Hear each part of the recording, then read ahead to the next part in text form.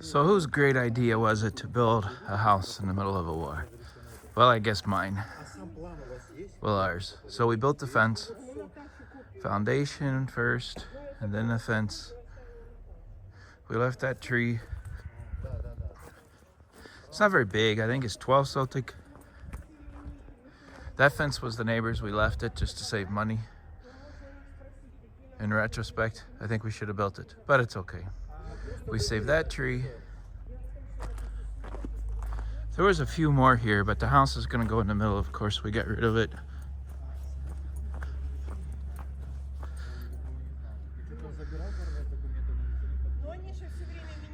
It's our builder. So again, it's not very big. So we're gonna have it, garage is gonna be close to that tree. And what we're deciding is if we're gonna have it square, facing this way, or are we gonna angle it? But I don't wanna look at all those poles. You can't see it, but the ocean is right there, or the morning. And it's gonna be 4 stories tall, which means 1 story taller than that.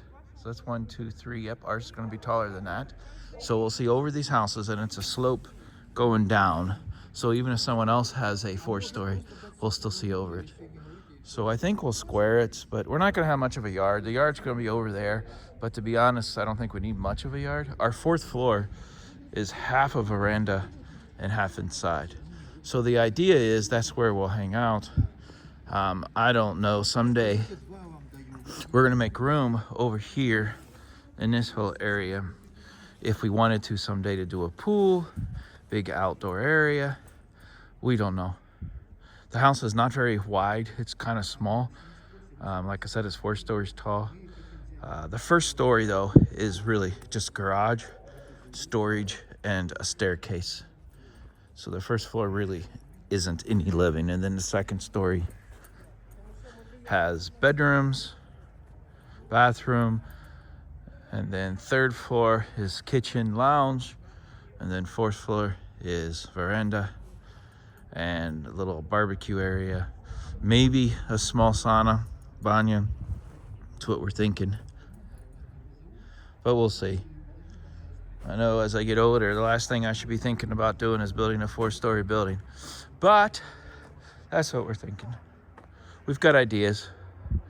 We thought of, depending how wide we want to make it, maybe put a small studio on the 1st floor, the very 1st floor, instead of storage. And then that way, if we wanted to someday, we could rent the whole house out and just keep the small little studio for us, for private stuff. Doesn't mean we'll rent it out all the time, but who knows? That's our short-term plan. Niet. My wife.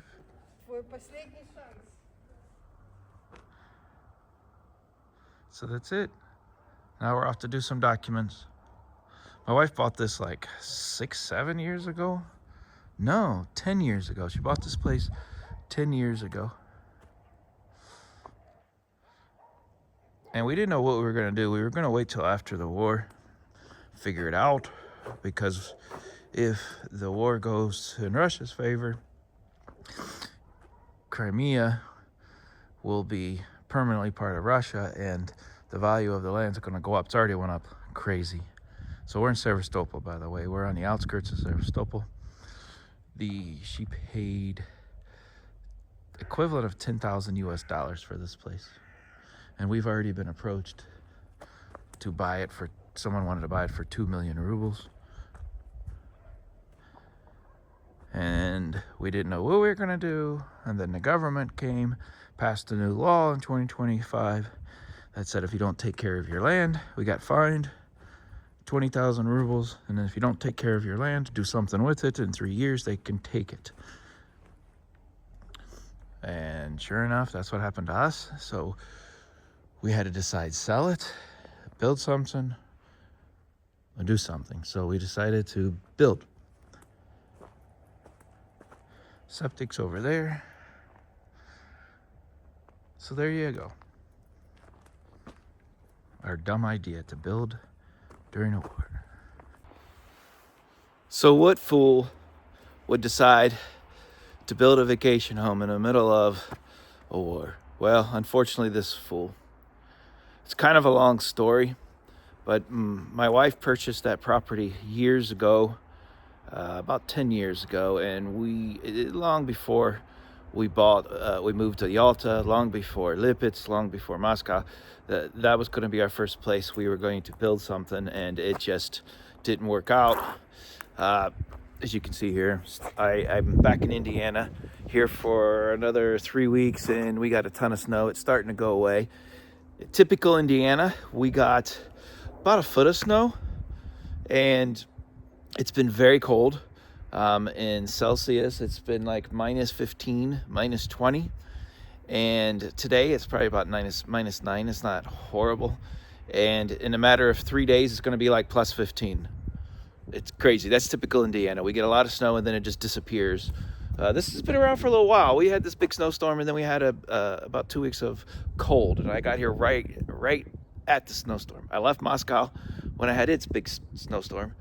I left about a week after the snowstorm, and then arrived here. But it'll be all gone, so I'm not worried. And of course, here, when it's this temperature, we don't wear as much clothes as in Moscow or Russia. It's kind of comical because, of course, I'm just going to go from the door there to my garage. So I really don't put gloves on. I don't put a hat on. I don't wear a scarf. At this temperature, if I was in Moscow, of course, I would have my scarf wrapped around half my face, my hat, gloves, my big winter coat. My winter coat, I think I've worn it twice since I got here. I think when I was working outside for shoveling snow or something, but it's not like that. So back to my point. We didn't intend on really doing anything with that property. So we bought it, kind of moved on, didn't really think about it. And then Russia started a new law last year that said if you don't take care of your property, you get fined, and eventually, after so many fines in such a length of time, I think 3 years, then the government will take it. So we had to make a decision what we were going to do, and I said, well, let's just build a fence, clean it up and build a fence, so that way it looks like we're doing something, and we'll at least stop the fines. And the fine was, for Russia standards, it was a pretty big fine. It was a 20,000 ruble fine. And it was the first fine. And we didn't even know what it was. We just got the bailiff, just took it out of the bank account, and finally we figured it out, tracked it down to the bailiff's office, and they told us. So we built the fence. And in the video, you can see the fence. We had to decide what kind of fence we're going to buy, or build a generic metal fence with a little bit of concrete in between, or what we're going to do. And my wife said, no, I want one with the Crimean brick. And I'm like, okay. I knew what she meant when she said Crimean brick. So that's what we did. That was not cheap, because it is not a full meter under the ground, but at least half a meter underground concrete foundation. Fondami. And so we did that. We built the fence, and we also put in a septic tank. And it's just because the guy, we cleared the land first and did that. And he had the equipment there, and we thought, well, let's just at least get it ready to be built. And we had to come into Sevastopol because we had to get some permits that we tried doing remotely from Moscow. It just wasn't working. So we had to drive there. Well, we had to go there. My wife did not want to take a train. So that's another part of this story. How did I get to Sevastopol? Well, it's kind of interesting and a little scary. So we went from Moscow to Lipetsk. We hung out in Lipetsk for a couple days. And then from Lipetsk, we drove to Lugansk. And then from Lugansk, we drove to Mariupol. And Mariupol, then we went over to Donetsk. And then Melitopol, I always say that wrong. We went there, and then we went directly south to Simferopol, and then ultimately to Sevastopol. That was an interesting trip. And at the advice of a lot of my Russian friends who work in the government, I talked to them because obviously I felt a little nervous about that trip. I'm like, I don't know if I want to drive that far. So I did, and they said just don't take a lot of photos. Said don't take anything unnecessary. I think we went through 4 border controls. No, wait, 1, 2, 3, 4, 4 border crossings, but every city had their own checkpoints. So we went through at least a dozen or more checkpoints throughout this trip. And nothing was bad. Nothing bad happened at all. The worst one was entering Donetsk. And I understand why. That one, we were there for almost 2 hours. We had to meet with people. I did mainly. They asked me all kinds of questions. What am I there? Stupid questions, by the way. And then as soon as we're done, then they take me to their boss. And then their boss asked me the same question. And then the boss's boss asked me the same questions. And then they say, okay, go away. Of course, it was like a half-hour wait in between each boss. But it was by the time we got to the third boss, it was entertaining. We were laughing and joking around. But they were asking stupid questions like, you have children? Yes, I have 3. What do they do? And one of my daughters is she has a agricultural business degree. So she helps a company monitor its products, its fruit for the salesman, like how many of this do you have in stock? She has to know how long it could last and all that, shipment coming on this day. Anyways, it was funny, and I told him that's what she does. Then we're all done, and he says, okay, we're done. Oh, what kind of fruit does she sell? I'm like, okay, this is just kind of silly. So I don't know. I don't know if they have seen very many Americans, but they were just asking as many questions as they could think of. But it was not a big deal, not a big deal at all. So now our next step is, now that you see where we have land, so our next step is we have to decide if we're going to build a structure on it. And I think we are. I'll try and show it here later and make sure I can figure out how to pop it up on here. We had it designed years ago, 10 years ago, when we first purchased a property, and the guy's still around.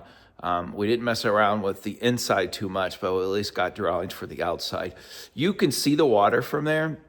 But if we're going to build up, so that way we can actually get a really nice view over the houses and see the water. It's not like on the beach or anything, and that area has like cliffs, so it's not like it's beachfront. About 15 minutes you can walk to the water, but it's not the best beach. It's really not waterfront property. It's more for the air. You get all the pluses of being by the sea, but it's not like Yalta or my old apartment where you can just walk down to the embankment and be sitting on the rocks in the sun in less than 15 minutes. It's definitely not like that. But anyways, we'll do something with it, I think. So again, I'm the idiot who decides to build a house during the war. And I'm not joking, it was coincidence. I was filming, and when the announcement came on, I was like, oh, that's just eerily, I can't say that word. It is just the timing is just weird, so there you have it. I have another big project coming in Moscow. I don't want to say anything yet. My wife is landing as we speak at Vnukovo to go seal the deal. The big day, the closing is tomorrow. After we do that deal, I will tell you all about it. And I'm going back to Moscow in a couple weeks.